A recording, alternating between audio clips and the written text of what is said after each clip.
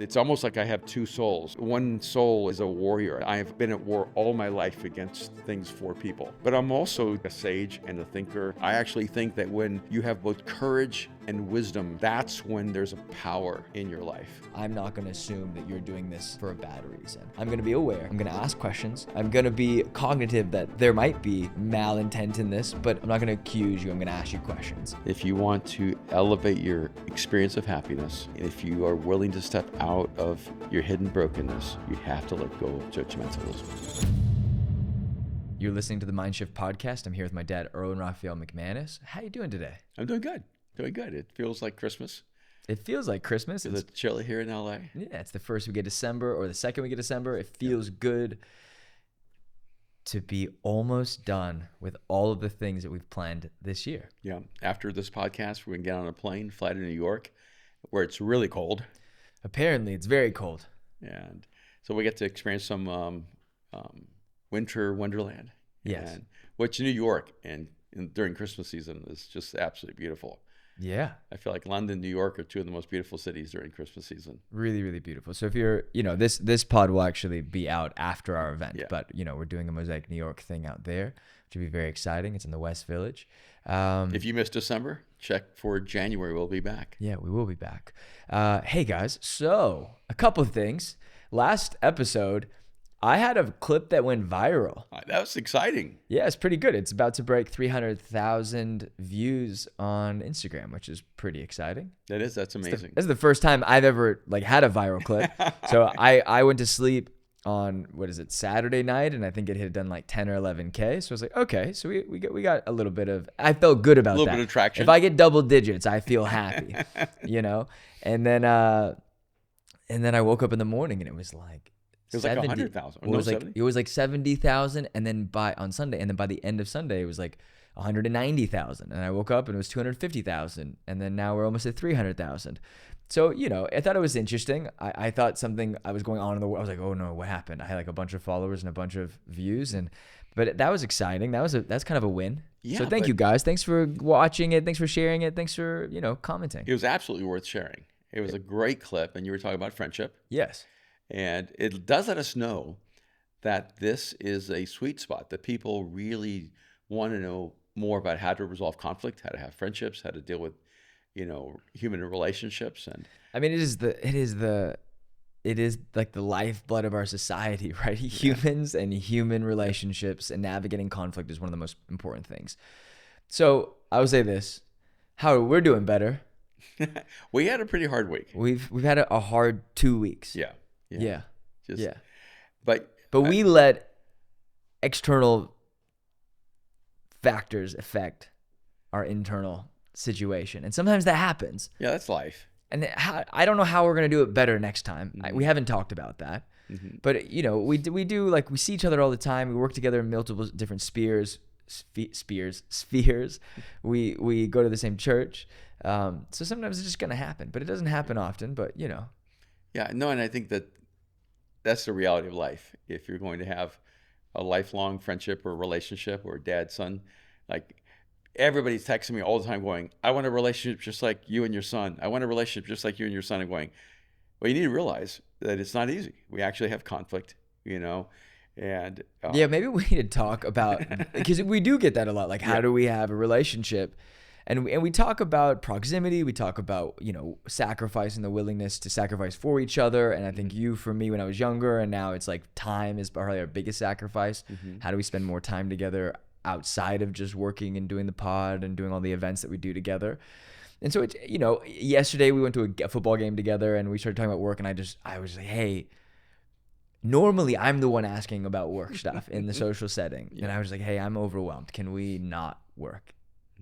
And then I ended up working the whole game because we talked about work. So it is what it is. But I skipped the volunteer party for Mosaic last night. I had to take a night and I had to spend time by myself. I had to, so I just also you have to prioritize yourself sometimes too. Yeah. And that's not a bad thing.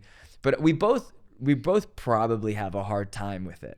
How do you prioritize yourself in moments where you have to be around, you have to be around the office, or or you have to work on things or do podcasts or go to the doctors and rehab or spend time with your wife or the other sibling, Mariah. Like, how do you prioritize those relationships in your life, and how do you continue to like refine that? And if you don't, that's fine. I just it's not always easy, because sometimes it's it's sort of like walking through landmines. Sometimes you only know you stepped on the wrong spot when it blows up. And a lot of it is because relationships have to be nurtured and cared for and cultivated, and there has to be understanding and forgiveness and time, and so sometimes what happens is the easier relationship gets neglected, the harder relationship gets more time, or the conflict gets more time and the peace gets less time. And you have to realize, why is that? The moments and areas of conflict in our life tend to get more of our emotional and physical and mental time and effort and energy than the things that actually bring us peace. I think it's part of the brokenness of being human, because it's the human condition, isn't it? It's not a good choice. Right. And I think that we do better when we start trying to pull ourselves out of conflict towards some healthy resolution and toward moving together and having fun. Like, when we have fun, we're doing great. And I don't mean fun is easy. I mean, we're working hard and we're having fun. Or we're accomplishing big things and we're having fun. Or we're creating something new and we're having fun. So fun isn't experienced when life is easy, but it is experienced when we're relationally healthy and on the same page.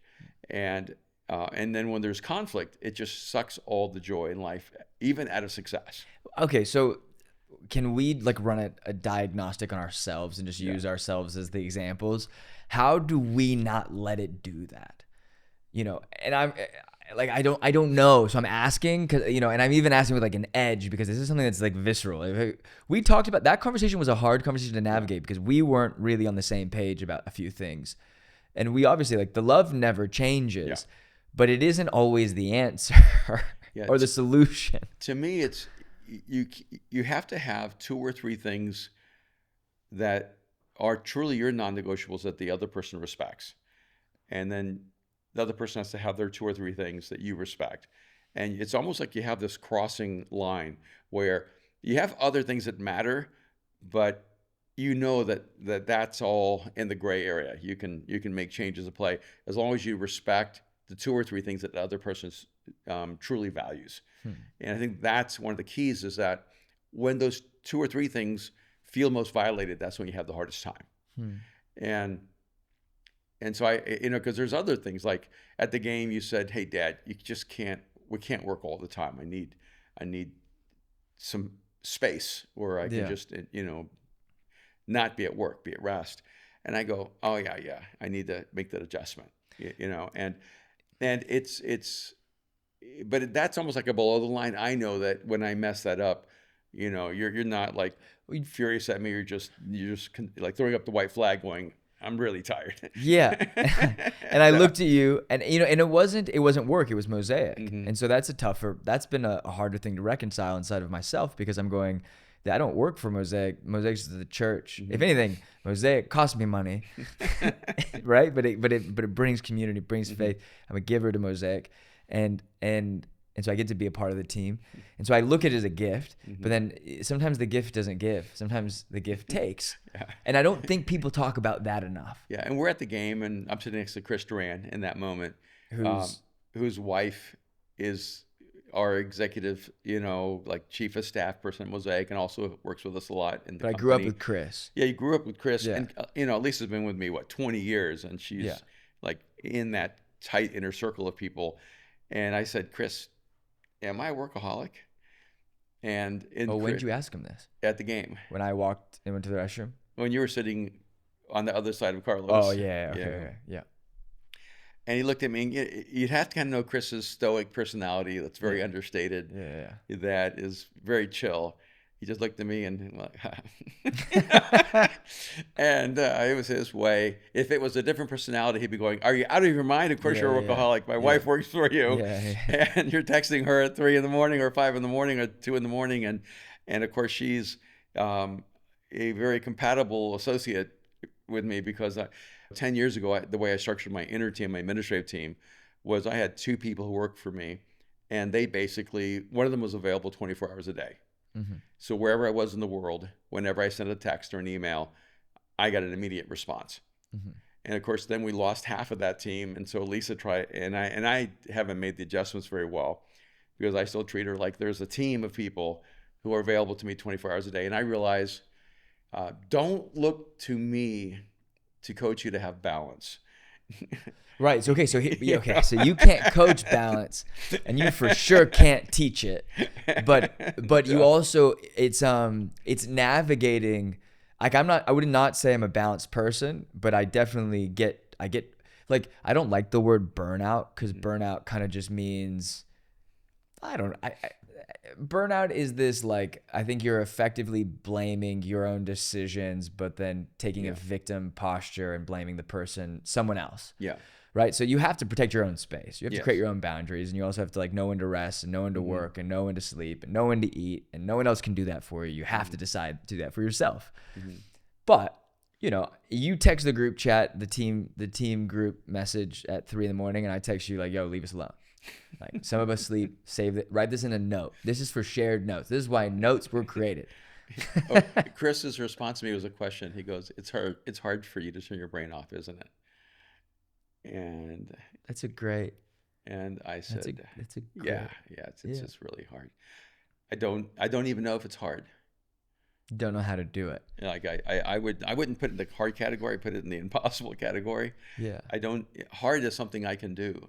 Impossible feels like I just don't even know how to exist without my brain operating at a super, super high octane. So I don't ever really expect the way that we operate or the way that we function to be balanced. Like, if anything, we optimize a heavily imbalanced lifestyle. And so, you know, like, what are you laughing at? You don't want balance, you just want better. Yeah, I can sacrifice balance for the betterment and in getting closer to greatness, right? Or to a financial success, or to get to a win. But I feel like we're going from, you know, okay, we figured this out to then we figured this out to then that's a survival mentality and a survival function that I don't operate well in. Like, I know I can survive, but I don't want to do that. Like, you know what I mean? Like, I know I have X amount to offer. I bring value to a situation, a scenario, a room, an event, XYZ. I'm confident about that. I'm not saying I'm bringing the most value or I'm bringing more value than you. I just know the value I can bring.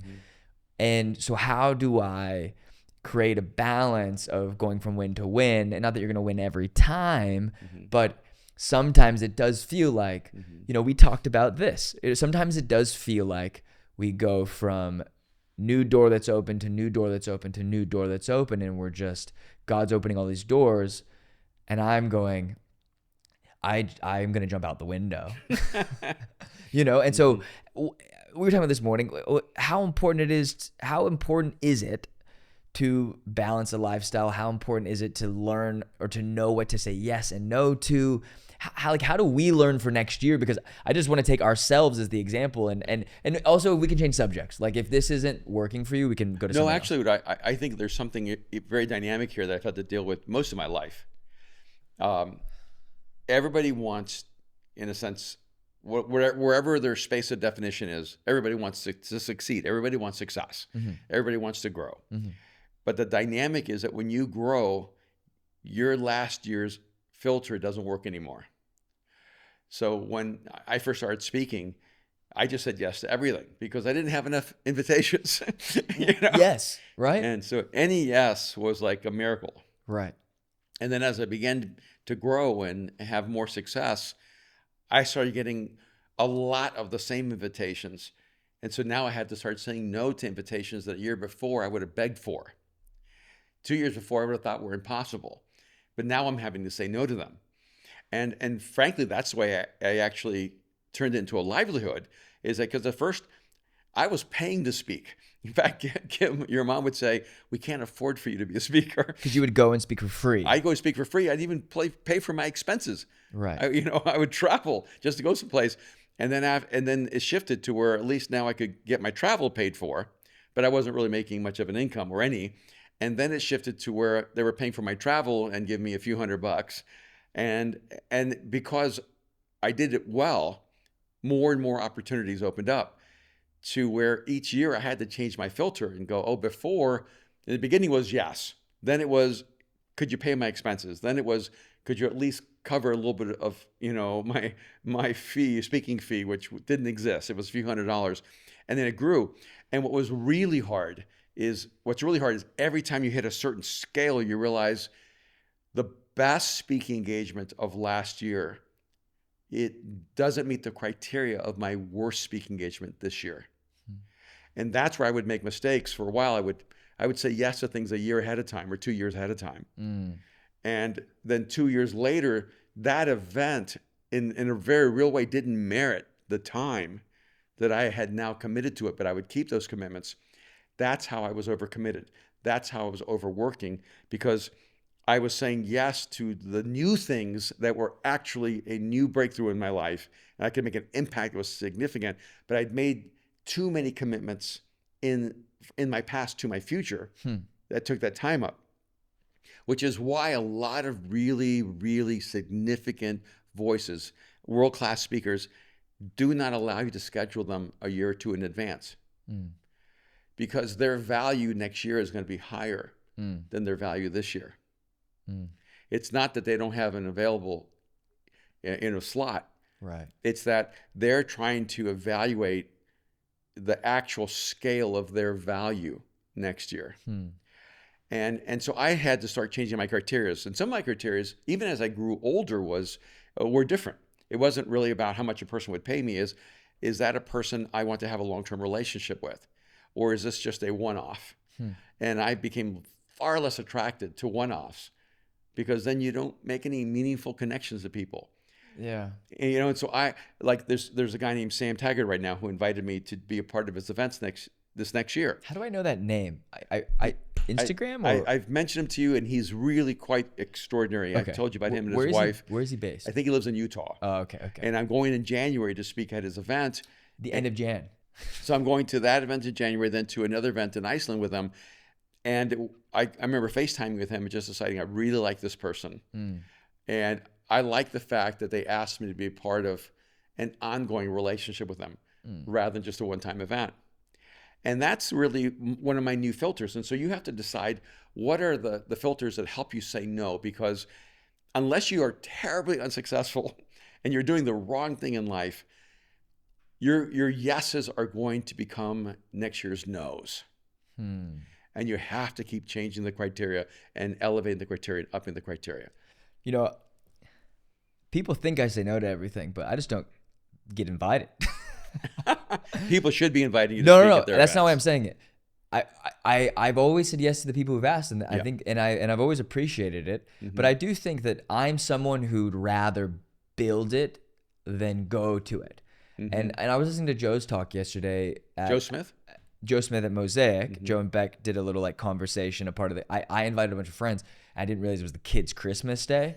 So I was like, hey, I'm so sorry. I had no idea. Like, we're going to suffer through this together. And it was absolutely hilarious. Like, I enjoy it because Juno's up there. That clip of Juno is so funny. But he talked about foreign environments, and I don't love foreign environments. Now I've realized that when I give my number out to people, instead of saying like, let's grab a coffee or let's grab a dinner or whatever, I'm like, I don't care about those. I'm like, if you ever have an idea and want to talk through it, give me a call.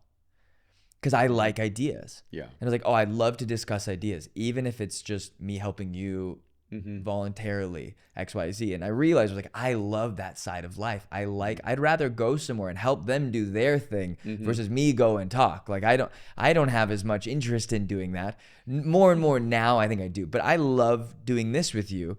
But you're someone who is so good in foreign environments. Foreign environments to you are like part of the rush. Yeah. Right? Because you need newness. I need new, foreign, unexpected environments. In fact, this past week, I don't know why I was thinking, man, I wish somebody would invite me to Shanghai or Beijing. I don't know why. I just need to go back to China. Yeah, and there's just something about that very different environment that is compelling to me. I grow like crazy. Yeah. My brain expands, my soul expands, and yeah. So we're maybe Well, let's talk about the importance of foreign environments. Yeah. Like for me, I see them as this thing that's kind of terrifying. But for you love them. Like, how is it that it calms you? And for me, I'm like even we do events here, the Friday thing, and I looked at you and I was like, I don't think I like events. I'm like, I like to be behind the scenes and enjoy like the process of the event. I like the planning of the event. I like the post excitement of the event. But the eventing, I struggle with. I think some of it is that you are such a perfectionist. Yeah. That everything that goes wrong overwhelms you with emotional distress. Yeah. Like, I hate that we messed this up. I don't like that. And it's almost like you start cataloging at lightning speed everything that's going wrong. Mm-hmm. And it overwhelms you from the joy of everything that's going right. It's not so much about the wrong versus the right. It's about this like pursuit of perfection and greatness. That's what I said. And it's what I said. Because I think I misalign my goals. So many times we focus on the wrong things. I will focus on perfection versus greatness, right? The event was great. You were great. Brendan was great. The details were easy. The team did great. The team was not perfect. Right. And that bothers me. And sometimes if there's too many imperfections early on in the process, I just go, I'm focusing on the next one. And usually when the event happens, I'm already focusing on the next one. I'm no longer thinking about what's happening in the moment. I'm thinking, how can we improve this for January 10th? Yeah. Our next event with Brendan Bouchard. And there is a relationship, but there's also separation between execution and experience. Execution definitely affects experience. And that's why you care about execution. But experience is, strangely enough, not completely the slave of execution. And just like you can have a great date and everything go wrong, like if they burn the dinner, but the date's great, best burnt food you ever had in your life, you're still mad that they burn it. Yeah, no, I'm not going anywhere that's burning food, but or whatever, and I mean, the other day, I'm just messing with you. I'm sorry. The other day, Kim and I went to get a burger, and they heard me say mushrooms on my burger rather than mustard.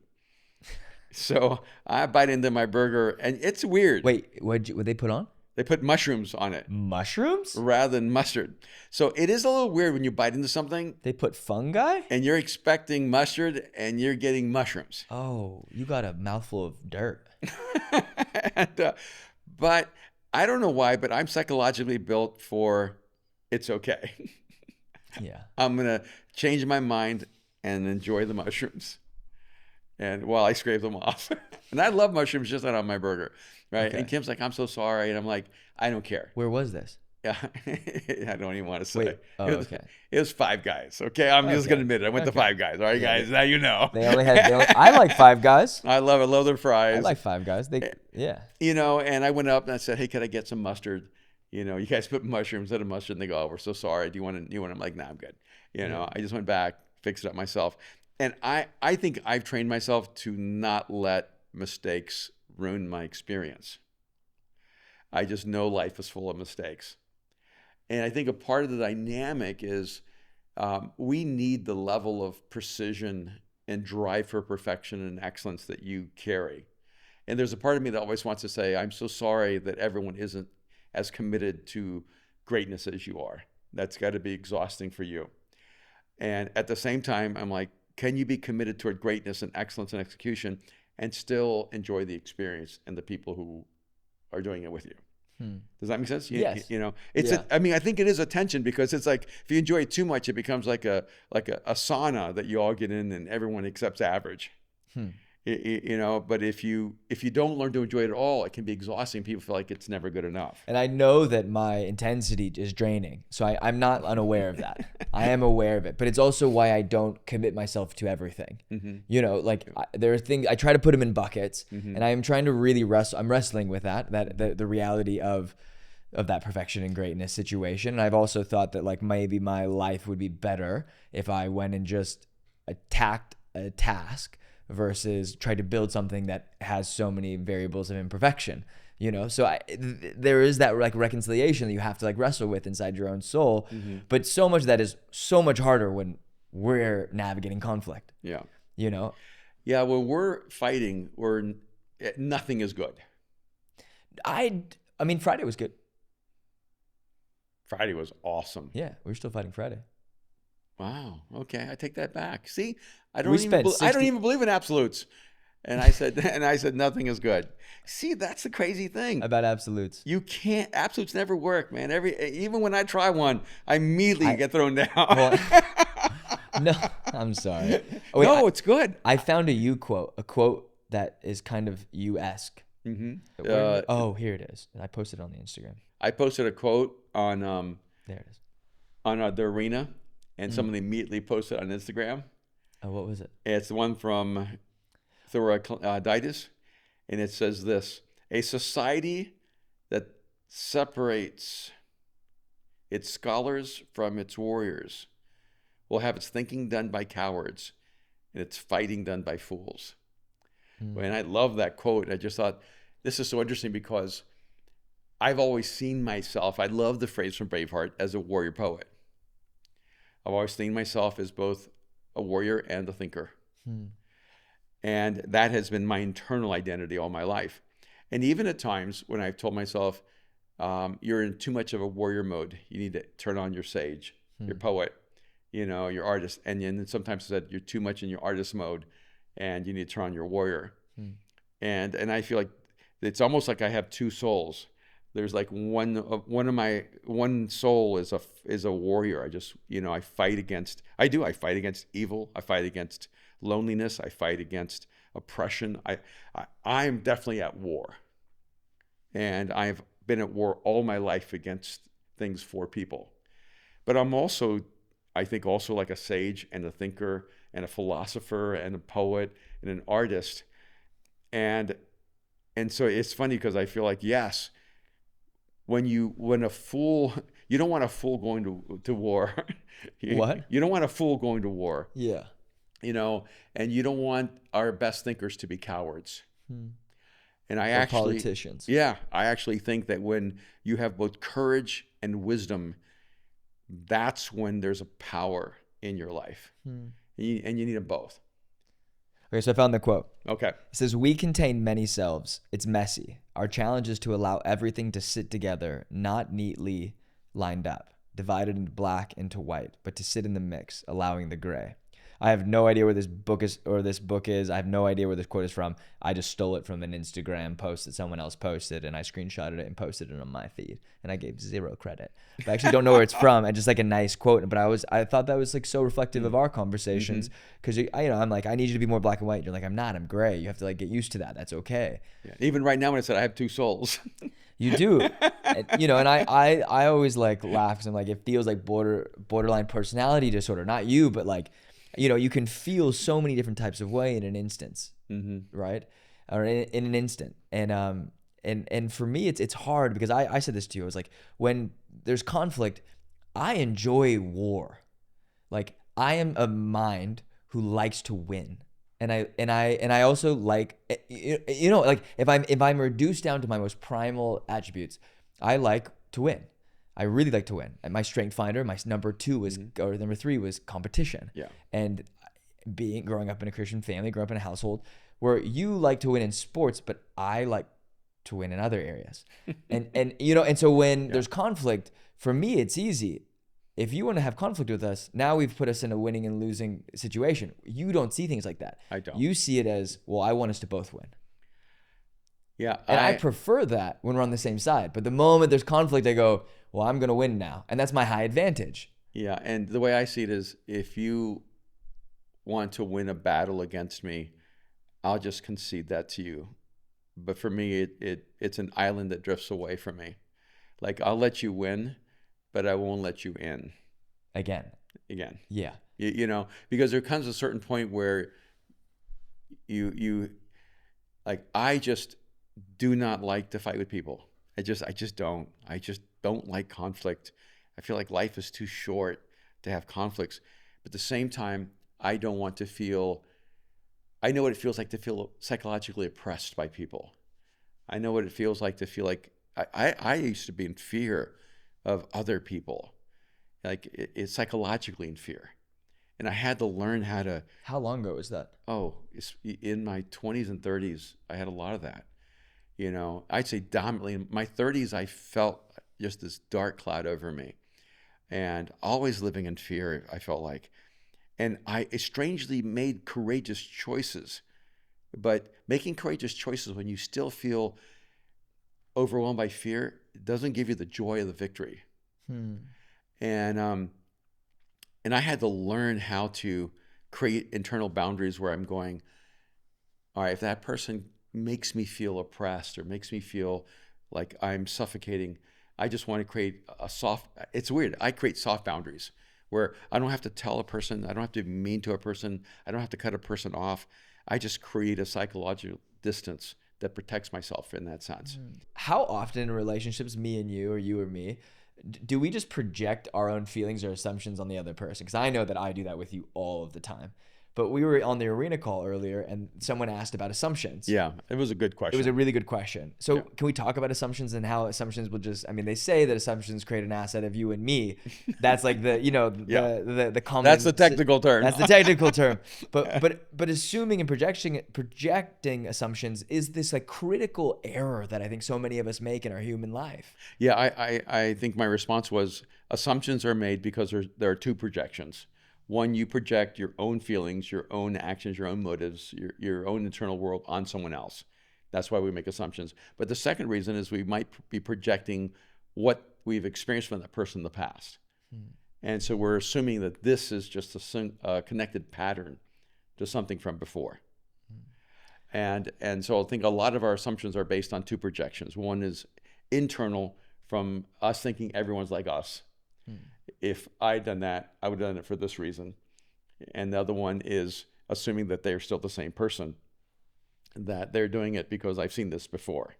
The first one I think I think you're right on both of them, but I think the first one is really interesting because I think that's something that we should all have the ability to control. Is I'm not going to assume that you're doing this for a bad reason. Yeah. I'm going to be aware. I'm going to ask questions. I'm going to be cognitive that, there might be malintent in this, but I'm not going to go, why did you do that? Did you think this? Or why did you do that? You were doing this, this, and this. I'm not going to accuse you. I'm going to ask you questions. But the second one I find is really hard because I know that I caused a lot of chaos and a lot of dissonance, even inside of our family, inside of our team, inside of our friendships, inside of our friendship, because I couldn't control my like roller coastering emotions, right? If someone made me angry, I responded with anger. If someone made me sad, I responded with sadness. I was very volatile in my emotions. And that for me was really difficult to like master. I don't know that I've mastered. I definitely haven't mastered it, but I'm getting better, getting more handlebars to it. But I find that the other side, that people won't let me change. That people will keep me in that old version of me and not let me update. And if the iPhone can have like 27,000 updates, why can't we as humans accept that humans are consistently updating themselves? So how do because the first one I go, I think we can all have mastery over that assumption, that projection of assumptions. The second one's really hard, right? Because your memory exists to remember. Yeah. So that, and you pull from the history and you pull from what has happened. So it becomes really hard to go, I understand why it's hard for certain people to access me because they're like, oh man, Aaron's going to blow up on me, and I have. But then it's hard for, I think, certain people to go, Aaron's turned a corner. He's not that person anymore. How do I treat him like the new person that he is versus the old person that I know? So how do we do that with each other? Because so many of us are holding the other person to an older version of them. Yeah. If we work from the basis that everyone makes assumptions, then here's the way to shift it. Always make positive assumptions of the person. And resist the negative assumptions of a person. And if you make a positive assumption, you will rescript, oh, this person did this because of this, or this may be going on. You'll be wrong sometimes when you make positive assumptions, but you'll be a better human being for it. And you may be right sometimes when you make the negative assumptions, but you'll actually make things worse in the long run. And so I think some of it is trying to make a shift from negative to positive assumptions. I also think that if there's a significant thing that you want to, in a sense, reframe, This is who I used to be. This is who I'm working to become. Yeah, I always tell people, look, if you were an alcoholic or if you drank a lot, the only way people will believe you're different is you got to stay out of bars. You know, you have to make a seismic shift. And people would say, well, that's not fair because other people can go to bars. Why can't I? And I said, because other people haven't been an alcoholic. And so you actually have to establish greater boundaries for yourself for the season in your life until you have a new reputation. You know, and what happens is that you almost have to go to an extreme version of yourself so that people can see the other version of you. And then eventually it gets reestablished and then people know you differently.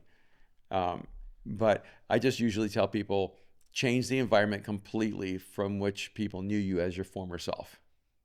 Let's break that down. So how do you change that environment? Like, do you need to move? Do you need to, because so much of it is family, and like, and I would say that our family's pretty good about it with me, but like, you know, there's things, but family's the hardest on each other. We all, you know, we've seen everything, we know everything, we communicate with everything, and then we hold everything against each other. So how do you do that in a family perspective, in a relationship? Yeah, I just think that you almost have to overcompensate. Okay. You know, and like the moments when Kim says to me, you know, you don't have any time for me. And that's happened in our marriage, and I'd say quite a few times.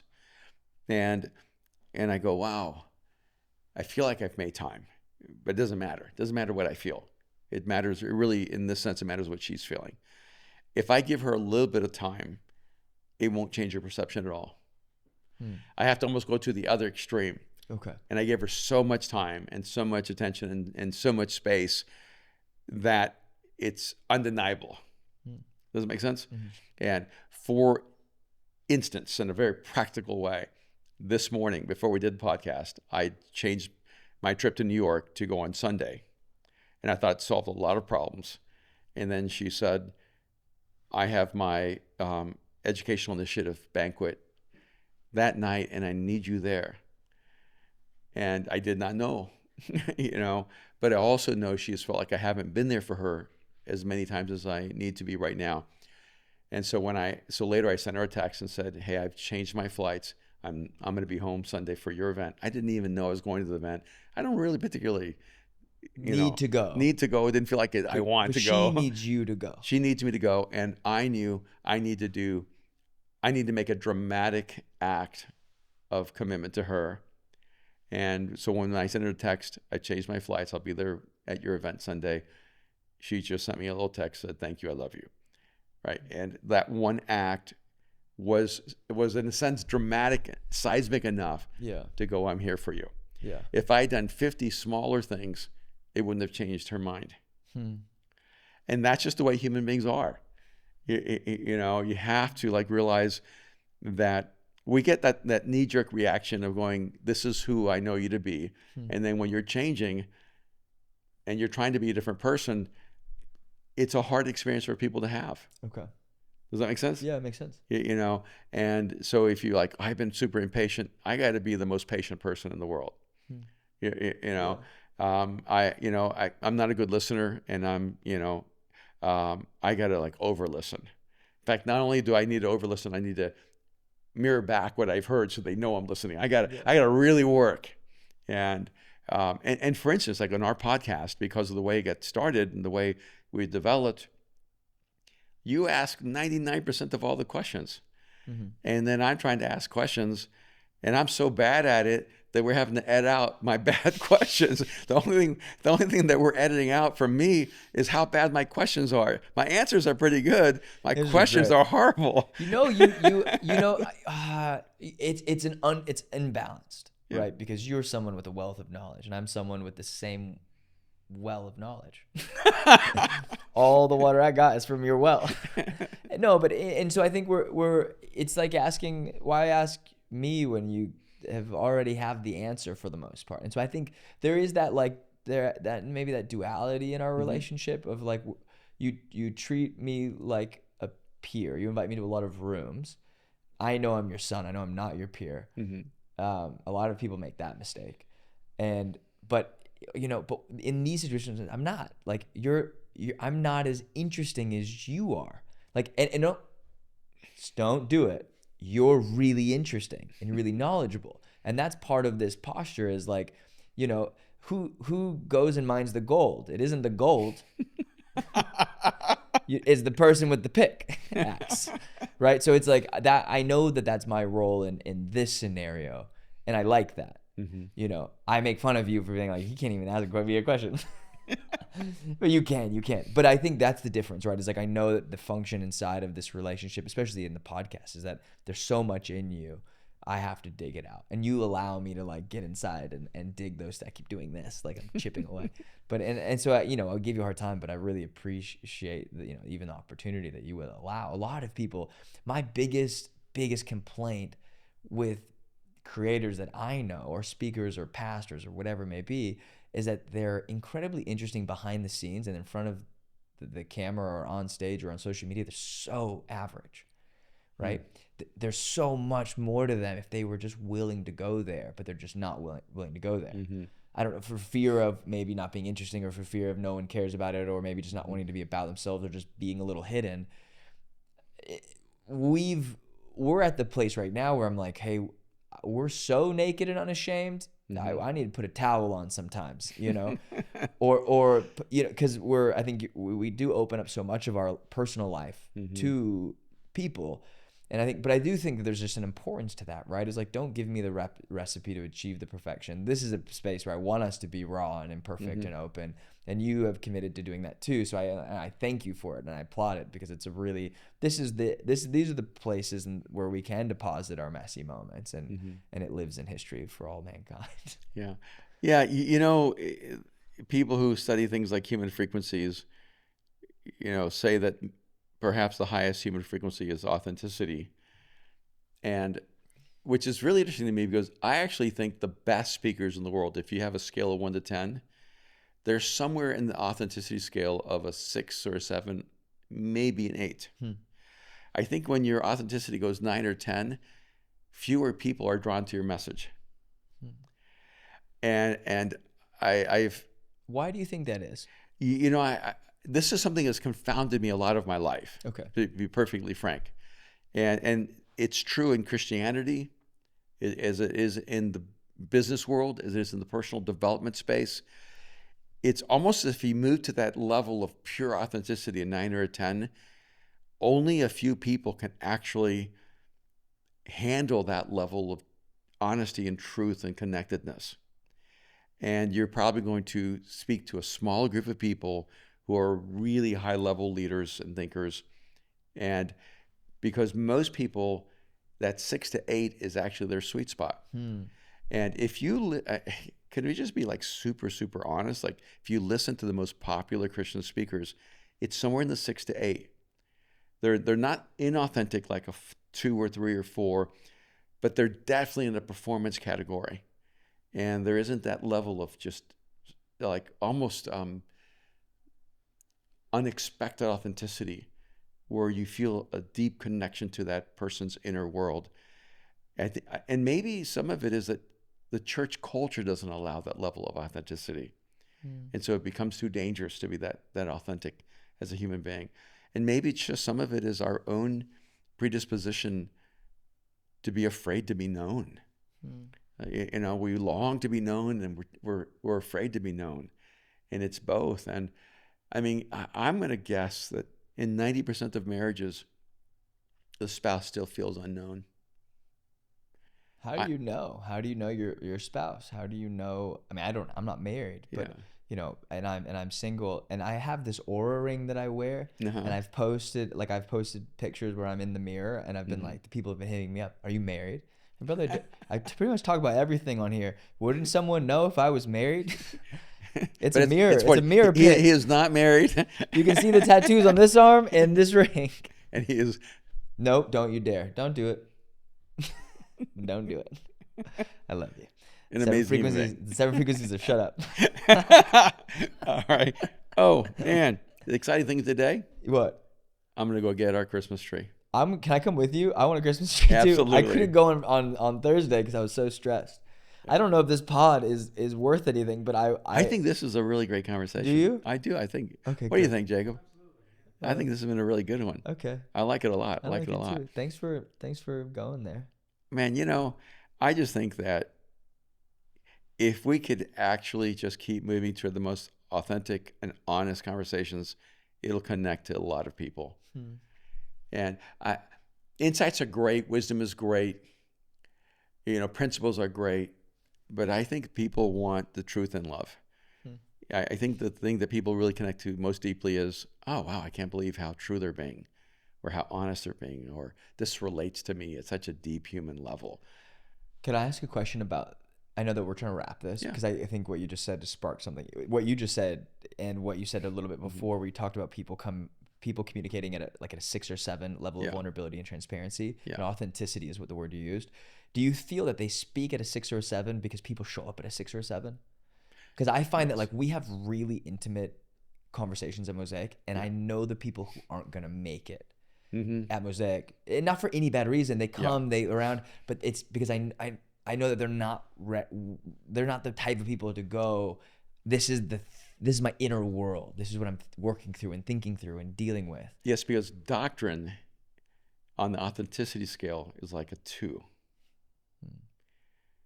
Can you give me an example of a doctrine that authenticity scales at a 2? Like the doctrine of the Trinity. Okay, so break it down. Like real doctrines, like Right. the God is 3 in 1, or the doctrine. But why is that a 2 level of authenticity? Because it doesn't require any honesty from you to embrace it or to hear it. Okay. It's a truth that's outside of you. Okay. At least from my perspective, the Trinity is the Godhead is a truth that exists whether I believe in it or not. Right.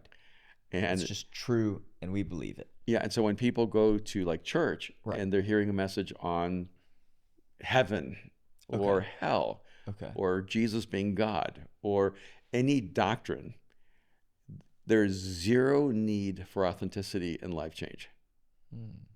I know that sounds crazy. No, I know. No, that doesn't sound crazy. It's actually, it means something. If you can move it outside of the religious spiritual realm. Okay. 2 + 2 = 4 is a 0 on authenticity. Right. It doesn't require any authenticity on your part to embrace that, receive that. And so now let's move to another category. Here are the 5 techniques you need to be a great salesperson. That doesn't require any authenticity. Or any character or any inner world because growth. You're adding an external technique. Okay. And here are 5 mechanics you can add to become a great communicator. It actually doesn't even connect on an authentic frequency level. And so there's so many things, and that's the danger, is that you think, oh, of course religion, of course spirituality, the church would demand authentic engagement. A lot of people who don't want you to see them will choose churches that only talk about doctrine because it never talks about them. You never have to deal with you and your life and your heart, your soul. And, so when people go, I want you to, why don't you speak on doctrine while they're going through a divorce or they're having an affair or they're cheating in their business, and which is so interesting to me. A lot of religious people who are highly dogmatic are the ones hiding their secret lives. Dogma is a great way to hide your brokenness. Do you think dogma can translate into rigidity?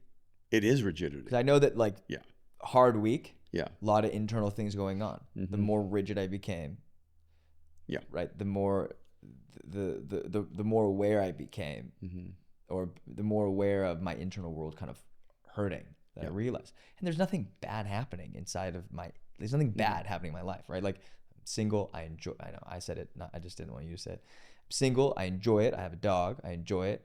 I have friends, I enjoy it. So, and so I think there's always things, right? Like, when our relationship isn't good, my internal world isn't great, like, so much so that I'm like, I got 4 people in my life that I cannot live without.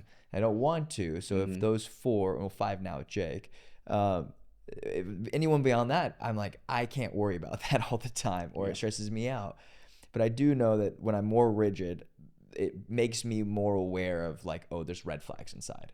There's stuff that I'm dealing with that I cannot control, or maybe I'm trying to control and I can't, or I can't filter it out. And so then I go, you know, every room you walk into, maybe I think I'm so used to us living life at like that 8 to 10 space of transparency, authenticity.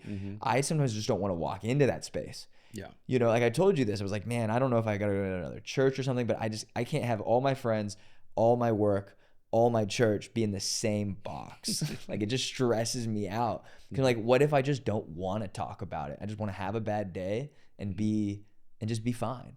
But you know, but then you walk in a room where people are like, no, you're not okay. And like, I just don't really, I just want a burger. I don't really want a conversation. Without mushrooms. Without mushrooms. Yeah. Back to Five Guys. I'm going to give you, I think, a truth that you can take to the bank. Okay. Judgmental people are unhappy and hidden. The more judgmental you are, the more your inner world is hidden from other people, and the more inherently unhappy you are as a human being. If you want to elevate your experience of happiness, and if you are willing to step out of your hidden brokenness, you have to let go of judgmentalism. Okay. That's not for me though. That's not for me. No, it's not for you. I know, I'm joking. It's for me. I'm just saying generally. Yeah. It hits home. It does hit home. Right. The more judgy I get, or the more, maybe it's not even true judgment. It's just a judgy behavior. Yeah. It's a cuttingness, an edginess, you know, and you know, when you're judgy, you're unhappy. For sure. Yeah. I knew that like Saturday night at the Christmas tree lighting, I had a full-on panic attack in the car on the way home because I knew I was done with people, but I wasn't done with my commitments. Right? So like, I'm still a part of the family. I'm not leaving Mosaic. I love Mosaic. I love my church. I love my family. I love my friends. I just didn't really want to see anyone that night. Yeah. And I was done, you know? And so it was like, I came straight in here and went, you have to do this because it's the part of the life that you chose. Yeah. And it's a good life. The Christmas tree was fun. It was great. And once I saw success and people were happy, people were posting, I was like, oh, brother, amazing. I ordered Postmates. I drove home. I got in the shower. I got in the sauna. And I was like, I'm going to rewire my brain. You feel panicky because you feel like you haven't protected your introversion. And I was like, no, just go and reward yourself for being extroverted. You know what I mean? And it's not even about protecting your introversion. It's about protecting your inner world. Yeah. You know, just taking time to find that calm and that peace inside of you. No, I get it. I appreciate it. I felt like this was a therapy session I just got for free. I love you. I love you. Merry Christmas, too. Dude, Merry Christmas. By the time this comes out, yeah, we're going to be 2 weeks away from Christmas. Yeah. We have to do a Christmas episode. We always forget. Well, if we do, that means our whole team has to work. Well, let them eat cake. As long as we cook it or bake it. No, we got to do one more Christmas episode before. Okay, love you. Thank you. Love you too. Appreciate it. Hey, if you're listening to this podcast, thank you so much. Go and subscribe to our YouTube. Rate and review us on Spotify and Apple Podcast. Wherever you're listening to podcasts, let us review. And also, we have this book, and it is oh my goodness, we have this book that has just come out this year, The 7 Frequencies of Communication. There's also a 5 to 7 minute assessment that you can go and buy at erwinmcmanus.com. If you haven't bought the book, go and buy the book. And if you really want the book to come soon, go to Amazon, because we might have sold out of our second or third printing, which is absolutely incredible. So congratulations on the book. This book is amazing. I've given it to so many people.